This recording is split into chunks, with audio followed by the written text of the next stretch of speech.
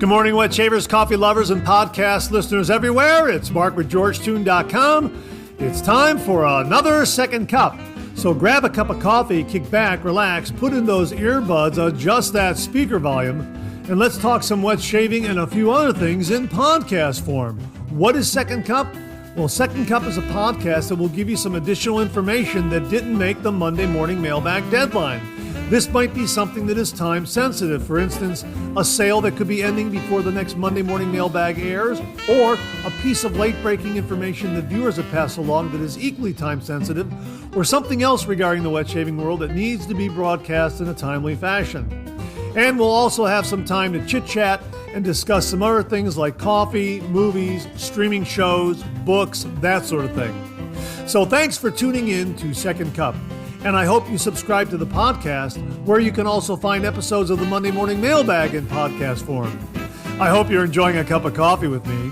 We'll get the show underway in just a moment. Thanks for joining me.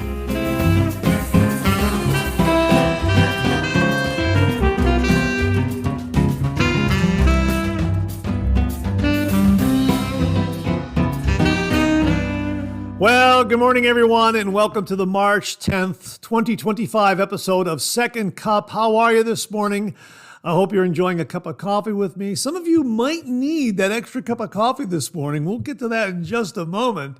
Al Spencer sent something along. Speaking of coffee, Al Spencer sent this along. It's a very, very funny meme.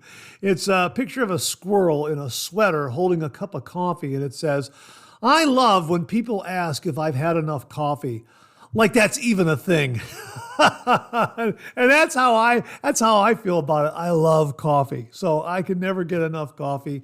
It's absolutely fantastic. And the coffee I'm using this morning, again, is Philadelphia Roast from Ellis Coffee Company. This came courtesy of viewer William Meredith. William, thank you again very, very much. And of course, we're enjoying it in that beautiful Philadelphia mug that William also sent to the channel. You saw that. You saw both of these on this morning's Monday morning mailbag. If you didn't, check it out. Great artwork on the bag of a Rocky kind of character with his back to the camera, boxing gloves, and his arms raised up in victory, as he did in the movie when he climbed. Was it the Philadelphia Art History? Was that the Philadelphia Art? I think it was the Philadelphia Art Museum. Was that it? When he ran up those steps and got to the top and then raised his arms triumphantly. What a scene. That's so iconic. And you know what? A little bit of inside baseball here. That was one of the first uses of the Steadicam camera system. The cameraman ran up those steps with Sylvester Stallone, and because of that Steadicam, that's why everything is so smooth. There's no jittery movement to the camera. A really big development back then, and I think they won an honorary or a special Academy Award for that technical achievement. You have to remember that it's the Academy of Arts and Sciences, so they honor a lot of the science and technology that has been developed to bring us these wonderful films. And of course, they use that technological achievement in the Steadicam to bring us that iconic scene of Rocky running up those steps. I just can't remember if it's the History Museum or the Art Museum in Philadelphia. But just a fantastic, iconic scene. And that's what the artwork looks like here. And of course, he's got the boxing gloves on and a cup of coffee in one of the gloves. And it's a fantastic coffee. And again, I'll read you the side label. I got it right here again. And named for our home city because of its intensity and strong character, like the resilient sports fans of Philadelphia, skillfully roasted a shade past medium to allow the chocolate notes to be finished with a cinnamon almond ending. This coffee packs a punch and is the perfect pick-me-up for fueling your morning run or going toe-to-toe for 12 rounds. Absolutely. And of course, it's roasted in Philadelphia. Their logo here, roasted in Philadelphia, features the Liberty Bell.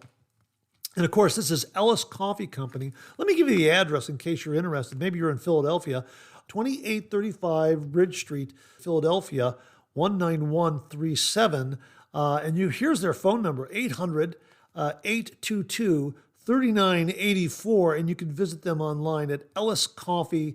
elliscoffee.com. That's ELLISCOFFEE.com. And again, that address is 26, did I say that? No, 2835 Bridge Street, Philadelphia, PA, 19137.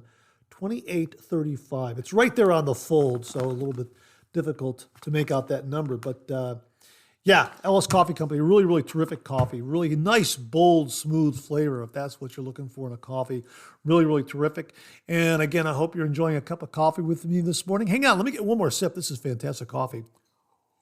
Yeah, and of course, I forgot to mention this on the Monday morning mailbag. It's daylight savings time now in the United States. The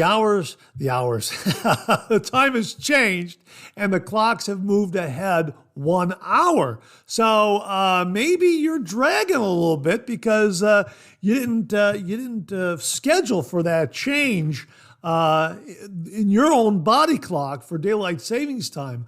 I know I always try to plan for that change of the clock when the clock goes forward 1 hour and we lose an hour of sleep, which is why on Saturday I was wrapping up the editing and uploading of the Monday morning mailbag. And then after it gets uploaded, I have to put in all the links and the timestamps and that sort of thing. And that takes a little bit of time, something I really enjoy doing.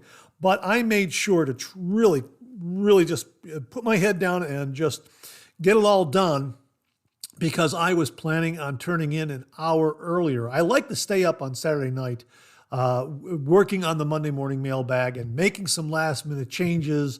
And if there's something I've missed in editing, I'll go back and I'll add it real quickly. If it's something simple, if it's something a little more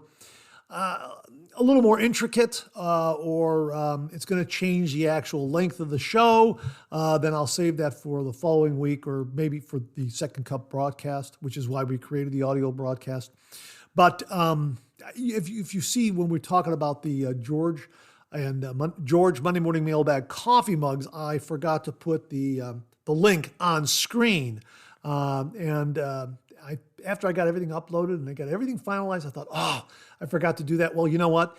I'll have it in the description below. That'll be good enough. And next time I have to remember to do that text overlay on screen. But again, that's just an example of some of the last minute things last minute details that I might forget to include. I've said it many, many times. I need an assistant to help with some of this sometime. It's a real pleasure to do all this and to bring all the content to you. I really love it. And I love the engagement from all the viewers as well, because they send along some great information. It's just a matter of sorting it all out and including it all and that sort of thing. And anyhow, Saturday night was an example where, okay, hey, it's going to be daylight savings time. I'm going to lose an hour of sleep. Got to turn in an hour earlier so I don't lose that hour of sleep, so to speak, that my body becomes acclimated to that time change. I'll never forget when I went to the Ohio State University in Phi Kappa Tau Gamma chapter, my fraternity. A lot of my fraternity brothers were born and raised on a farm, and after their school days, they went back to continue farming. A lot of great family farms that I learned about through my fraternity brothers. And I remember one fraternity brother, Kim Moore, who was raised on a farm, said, an hour before is like 2 a.m, meaning you get that, you turn in an hour earlier in the evening. In the morning, it's like getting two extra hours of sleep before you got to get up and go out and start farming.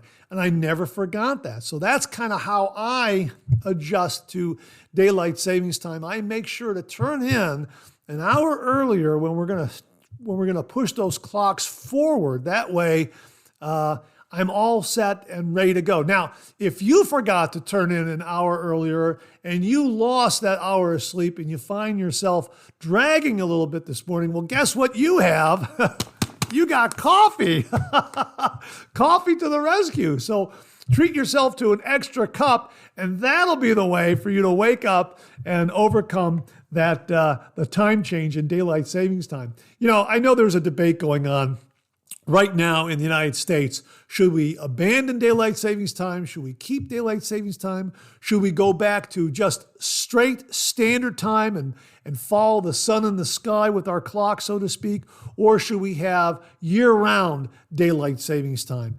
And you know what? Wherever I know that's a debate for another time, and I don't really have an opinion one way or another.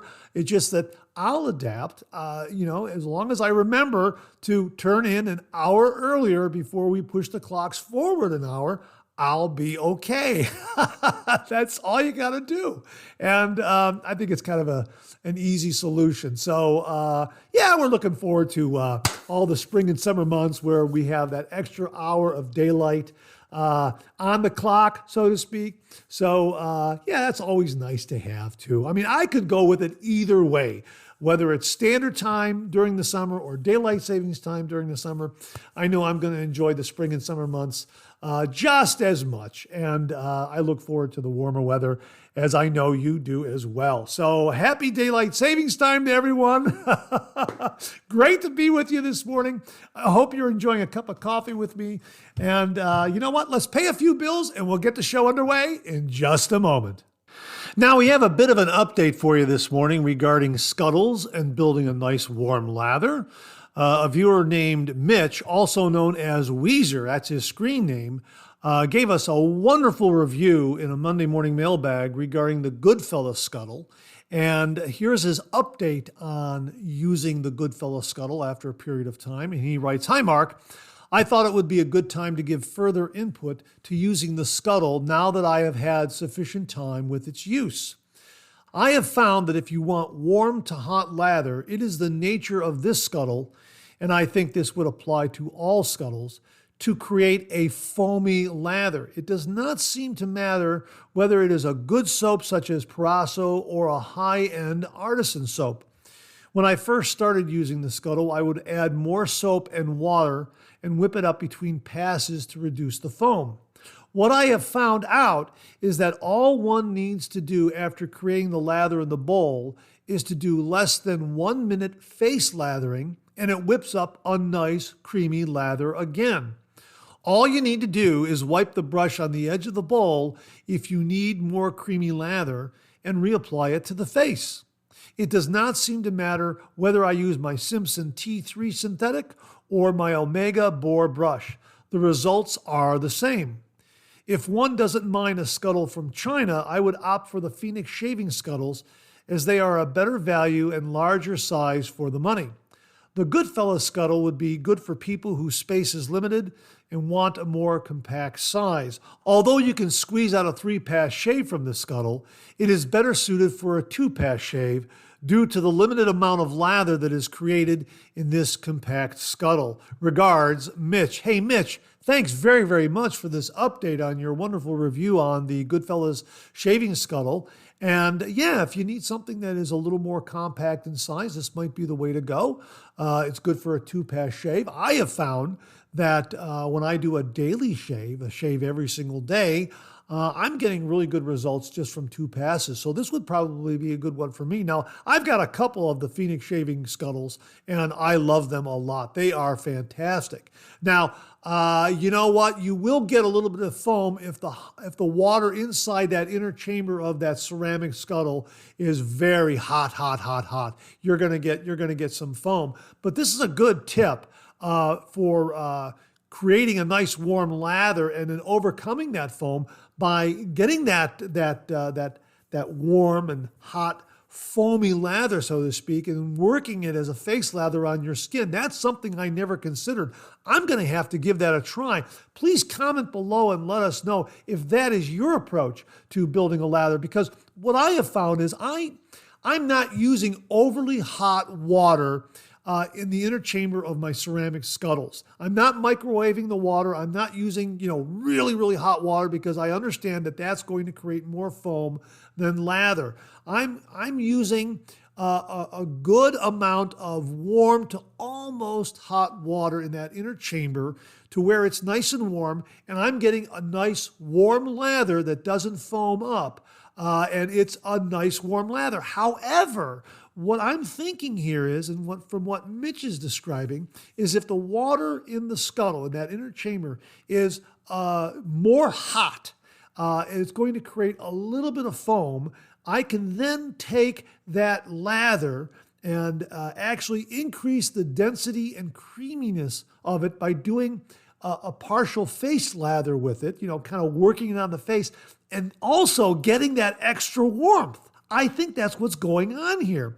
Comment below and let me know if you think this is a good approach or if you use this kind of approach. This is really a neat way to go, and it's one I'm going to consider doing because, again, the lather might not be as robust or as dense in the scuttle because of the heat breaking down the that creaminess of it. But when you start face lathering with it a little more, painting it on and then face lathering it, you're getting that creaminess to return, and you're also retaining a little more warmth.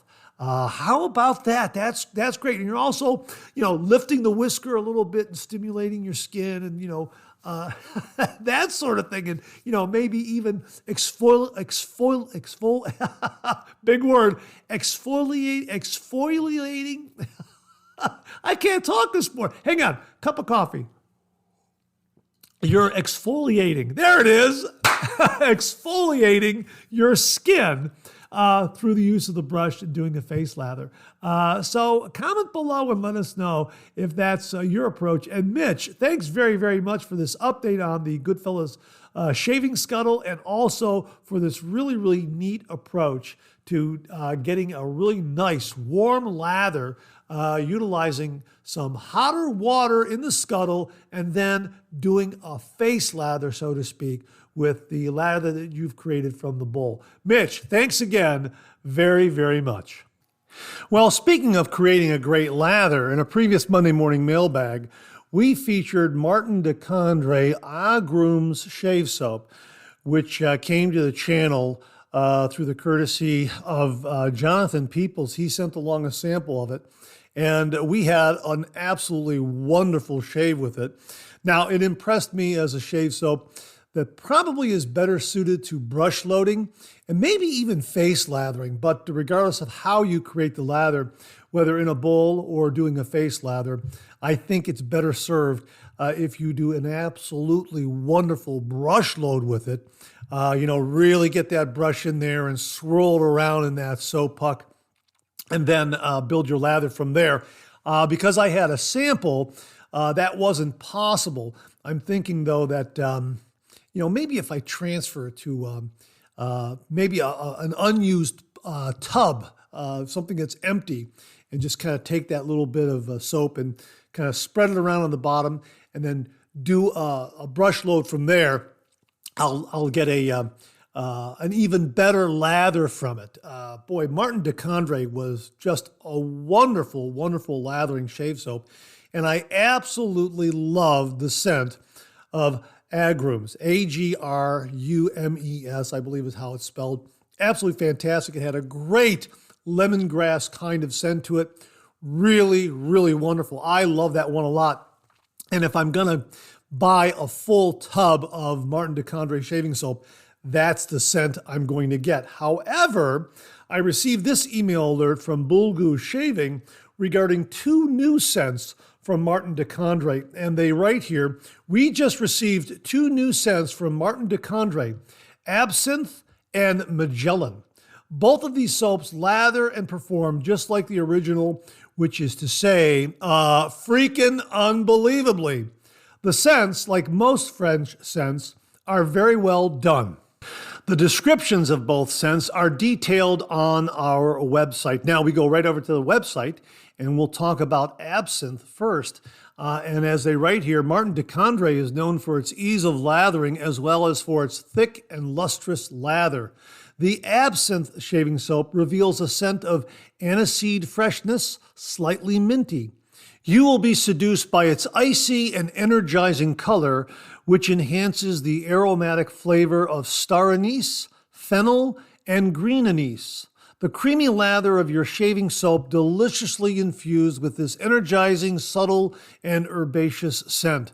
Like the Belle Epoque drink, This absinthe shaving soap takes on the green notes and delicate bitterness of this astonishing spirit.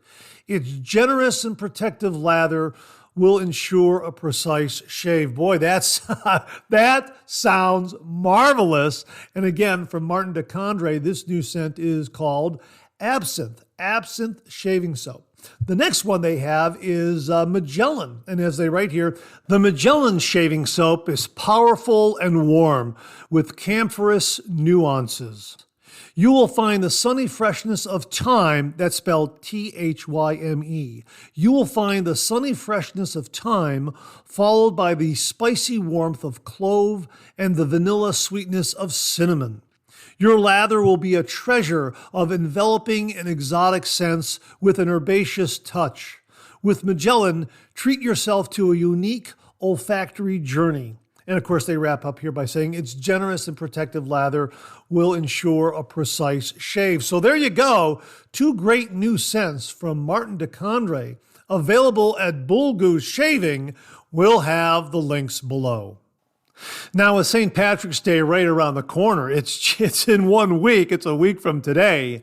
And we've been talking about these great St. Patrick Day shave soap scents like Twee and Irish Coffee and a lot of other great ones out there from our favorite artisans. I received this email alert from Duke Cannon. They have something here for your showering needs. This is Shamrock, a big brick soap of Shamrock, or their thick body wash, also known as Shamrock. So this is Shamrock in a brick and Shamrock thick, and each are just $7. And as they write here, you don't need luck to find an intoxicating St. Patty's Day deal. Our Shamrock thick or brick can be had for just $7. But be sprightly, because this is your last chance to load up on the only thing leprechauns like more than gold. Buy now, lads. And when you go to the product page, sure enough, there it is, the Shamrock brick of soap, a big brick of soap for only $7. The regular price is $9. And they also have the thick Wicked Minty Body Wash. That's also $7. You can get a 4-pack of the thick body wash for $26, and also a 4-pack of the Shamrock brick soap for $26. Both the brick soap 4-pack and the thick body wash 4-pack were priced at $36, so this is a $10 off sale on both of those. The regular price was $36 for the thick body wash 4-pack and $36 for the brick soap 4-pack. Now each of those $26. So you save $10, and you're saving $2 from math skills, Mark. You're saving $2 on the thick body wash and the brick soap if you just buy one of each. And they also have the 3-leaf clover. The 3-leaf clover is one brick soap, one thick body wash, and also a tactical scrubber. So we'll link to the Shamrock product page where you can check out all those offerings for your St. Patrick's Day grooming needs. Feel great, smell great with Duke Cannon with their Shamrock product line of soap and body wash. Something to help kick off your St. Patrick's Day celebrations. It'll help you feel great and smell great. Again, from Duke Cannon, Shamrock, the big brick soap or the thick body wash to help celebrate St. Patrick's Day and kick it off in a great way. We'll have a link below. Here's something that just came in as I'm recording the show. I got this from interestingfacts.com. This is regarding daylight savings time because we talked about that in the beginning of the show, and I wanted to share this with you. Why was 2 a.m. selected as the start time for daylight savings time? I mean, why is it at 2 a.m. you set your clock forward or backward, depending whether or not we're starting daylight savings time or ending daylight savings time? Why 2 a.m.? Did you ever wonder about that? Well, here's the answer. The 2 a.m. start time is all because of trains. President Woodrow Wilson knew that rolling clocks forward and backward twice a year would be somewhat disruptive, so his 1918 wartime plan tried to be minimally bothersome. Instead of adjusting clocks arbitrarily at midnight in March and November, Wilson chose 2 a.m., a time when no passenger trains were running in New York City. While the shift did impact freight trains, there weren't as many as there are today. So daylight savings time was considered a relatively easy workaround for the railroads. The 2 a.m. adjustment is still considered the least troublesome time today, since most bars and restaurants are closed and the vast majority of people are at home asleep, either relishing in or begrudgingly accepting their adjusted bedtime schedules. I thought that was rather interesting. Wanted to drop it in before we ended the show. Now, before I get out of here, I'd like to recommend a movie to you. This is a great movie from my childhood, a Walt Disney movie. Maybe you recall this one too. If you haven't, it's worth checking out. It's called Darby O'Gill and the Little People. It's from 1959. Here's what Wikipedia has to say about it. Darby O'Gill and the Little People is a 1959 American fantasy adventure film produced by Walt Disney Productions, adapted from the Darby O'Gill stories of Hermione Templeton Cavanaugh. Now, the movie was directed by Robert Stevenson.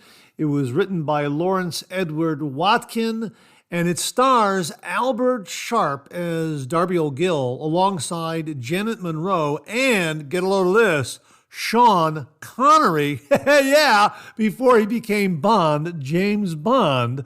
Yeah, Sean Connery is in this movie, and a spoiler alert, he sings as well. He does a little bit of singing in it. I'm not sure if it's his voice or not, but boy, it sure matches up very, very well. This was a fun movie. It's a great movie for the entire family. It is a fantasy, and the effects in this movie are eye-popping just as much today as they were back in 1959. As a matter of fact, I happen to follow a channel on YouTube called The Corridor Crew, and these are guys that have a digital special effects shop somewhere in the Los Angeles area. And they have a show where they usually sit down on a couch and they preview a lot of different movies and explain how a lot of these visual effects were carried out. And they did a sequence on Darby O'Gill and the Little People. And they were really scratching their heads as to how they achieved some of these visual effects, especially in 1959, with absolutely no digital tools available. Everything was in camera, analog, or they did some sort of high-end rotoscoping, or I don't know what. I mean, it was really pretty amazing. Now, a lot of it is forced perspective, and they had a huge sound stage where they threw a lot of light on it, and then actors who were playing leprechauns were standing way off in the distance, and actors who were playing average-sized humans were closer to the camera, and somehow they matched up the scenery and the props so that everything was in scale, so that when they filmed it in the camera, you can't tell. It's really amazing. And pretty soon you forget all about the camera trickery and just go along with the story. It really is terrific. And I'm telling you, I saw this when I was a little kid in the movie theater and scared the heck out of me at the end. It was a reissue, so I did not see it in 1959, but it was a reissue some years later. And I'm telling you, the ending of this movie scared the heck out of me. I'm not going to spoil it, but get ready for that. It really was a terrific, terrific movie, and it's a great movie to help you celebrate St. Patrick's Day. So if you're looking for a movie to view on St. Patrick's Day, Darby O'Gill and the Little People is a real good one to watch. And we have one more movie that we recommend every year for St. Patrick's Day, and that's The Quiet Man, starring John Wayne, Maureen O'Hara, Victor McLaughlin. What a terrific movie. It was directed by John Ford. Make sure you get the full restoration so that you can see all the beautiful color of Ireland in this movie. This movie is absolutely spectacular. The music is wonderful. The story is great. John Wayne's performance is wonderful. Maureen O'Hara is lovely. It is an absolutely wonderful, wonderful movie for St. Patrick's Day. The Quiet Man. I make sure to watch it every year when St. Patrick's Day rolls around. I own it. It's marvelous. Again, make sure you get the fully restored Technicolor version of this movie because it really is beautiful to see on the large screen and to see all those wonderful colors of the Irish countryside. So there you go, 2 movies for St. Patrick's Day. Darby O'Gill and the Little People and The Quiet Man. Check them out for your St. Patrick's Day celebration. And that wraps up another Second Cup. Thanks so much for tuning in again. I really do appreciate it. I sure hope you enjoyed today's show. If you did, please share, please subscribe, and pass it along to a fellow wet shaver or friend. My thanks to everyone who commented and contributed to today's show, and I mean this sincerely. Without you, this microphone would be silent. If Second Cup or the Monday Morning Mailbag aren't showing up in your regular podcast feed, please drop me a line at mondaymailbag@gmail.com, and we'll try to get it all sorted out. So again, thank you all very much. I look forward to getting together with you again on these podcast airwaves. Until then, enjoy the day, enjoy your shave, and enjoy that second cup.